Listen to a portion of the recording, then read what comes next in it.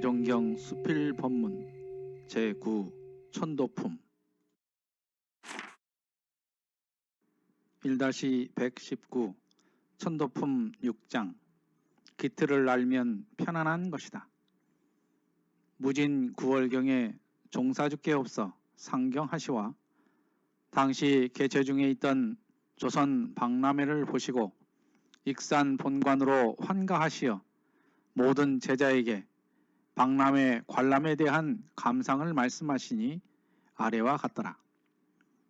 내가 이번에 상경한 것은 박람회 관람이 참 목적이 아니라 회무상 부득이한 긴관사가 있어 갔다가 여러 사람의 권고에 의하여 잠깐 입장한 것이다.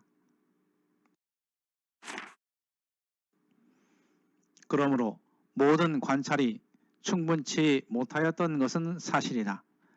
그러나 나는 관찰하던 중 한 가지 감상된 바가 있었으므로 오늘 이 자리에서 제군과 그 감상을 나누려 하나니 그 감상된 바는 다름 아니라 회장을 돌아 한편 구석에 이른즉 아마 그것이 화재보험회사의 설비물인 것이었다. 어떠한 가정에 화재가 나서 방금 불꽃이 훌훌 타오르고 동량이 툭툭 무너져서 웅장하고 화려하던 그 좋은 건물이 일시에 형지 없이 소화될 지경이니 누구나 그 광경을 당하는 자가 경겁한 마음을 가지지 아니할 수 없었으며 초조한 낯빛을 띄우지 않을 수 없건만은 의외에도 그 집 가족 4-5인은 평시와 같이 태연자약한 태도로 조금도 그러한 기색이 나타나지 아니하였다. 나는 하도 이상하기로 그 이유를 더듬어 본즉 다름이 아니라 그 집주인들은 그 건물 전부를 화재보험에 가입하여 손에다가 보험증 일매를 들고 있었다. 이 집이 형지 없이 소화된다 할지라도 이 보험증 일매면 넉넉히 훌륭한 건물을 이뤄낼 수 있다는 자신이 있음으로써이다. 나는 그것을 볼 때 과연 그러할 일이다. 무엇이나 자신이 있고 준비가 있는 일에는 이렇게 넉넉한 태도가 나는 것이다. 그러나 자신이 없고 준비가 없는 일에는 아무리 안심을 하려고 하나 자연적으로 나타나는 경동한 태도를 감출 수 없는 것이다. 우리가 항상 말하기를 생사고락에 해탈하자, 생사고락을 해탈해야 된다 이렇게 부르짖건만은 생사의 원리를 모르는 사람으로서는 아무리 해탈을 하려 하나 도저히 할 수가 없는 것이다. 만약 사람의 생명이 한번 죽어짐에 다시 회복되는 이치가 없이 영영 소멸되는 줄로 알진대 누가 아니 슬퍼하며 어찌 아니 경동하랴. 이것은 마치 화재보험에 들지 아니한 빈민이 그 집 한 채만 소화하면 다시 집 한 칸 의지하지 못할 처지에 있는 자로서 졸지에 화재를 당한 것 같을 것이다. 그러나 그 원리를 아는 사람의 견지로 볼진대 이 육체에 한 번 나고 죽고 하는 것은 옷 한 번 갈아입음에 조금도 다를 것이 없을 것이다.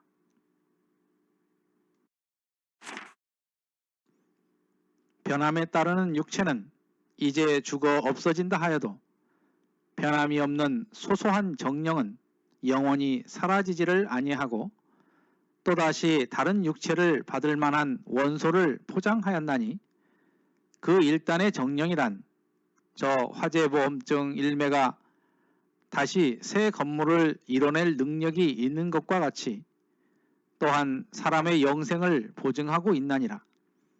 그런 고로 이 이치를 아는 사람은 생사에 안심할 것이요 모르는 자는 초조 경동하지 않을 수 없게 되리라. 또 고락으로 말하여도 아무리 당하기 어려운 고를 당하나 그 고가 정당한 고가 되어서 오냐 이 고를 지내고 나면 반드시 무궁한 낙이 올 것이다. 그러므로 나는 장래의 낙을 준비키 위하여 지금 능히 이 고를 참는다. 이렇게 확고한 자신과 굳은 결심이 있을진데 그 고를 그다지 괴로이 느껴지지 아니할 것이니 그것은 현재의 고가 능히 미래의 낙을 보증하고 있는 소이다.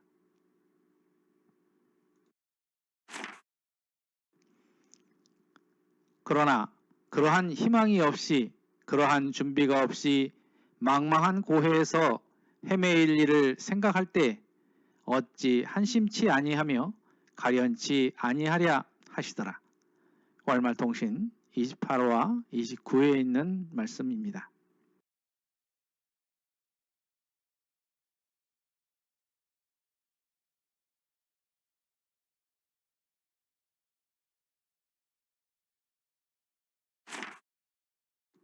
(1-119) 천도품 6장 기틀을 알면 편안한 것이다.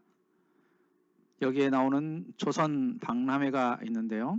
1910년 일제 강제 합병 이후에 조선 침략을 정당화하기 위해서 세계에 보여주기 위한 박람회를 많이 열었습니다. 조선 박람회는 1929년 9월에서 10월까지 일제 총독부에 의해 개최된 행사인데요. 무진 9월이면 그 전에 있었던 예비 행사로 보입니다. 알고 보면 궁궐을 행사장으로 강등시킨 슬픈 역사입니다. 긴관사 이 말은 급히 처리할 일이 있었다 이런 말씀입니다. 대종사님께서는 급한 용무로 오셨다가 사람들의 권고에 의해서 잠시 보시고 난 후에 느낀 감상을 말씀하신 내용입니다. 형지 없이라는 것은 형체도 없이 이런 말입니다. 대종사님께서 잠깐 들러보시다가 화재보험회사의 홍보를 보시고 큰 감상을 얻으신 것 같습니다. 화재보험이라는 것은 1666년 발생한 런던 대화재를 계기로 생겨났습니다. 하지만 당시 우리나라에서 화재보험은 상당히 생소했을 것입니다. 화재보험 광고 내용에 큰 건물이 화재에 소실이 되었는데 그 주인들은 태연자약한 태도로 보고 있었다 이런 말이 있는데요. 여기에서 경겁이라는 것은 겁이 나서 놀라는 마음을 말합니다.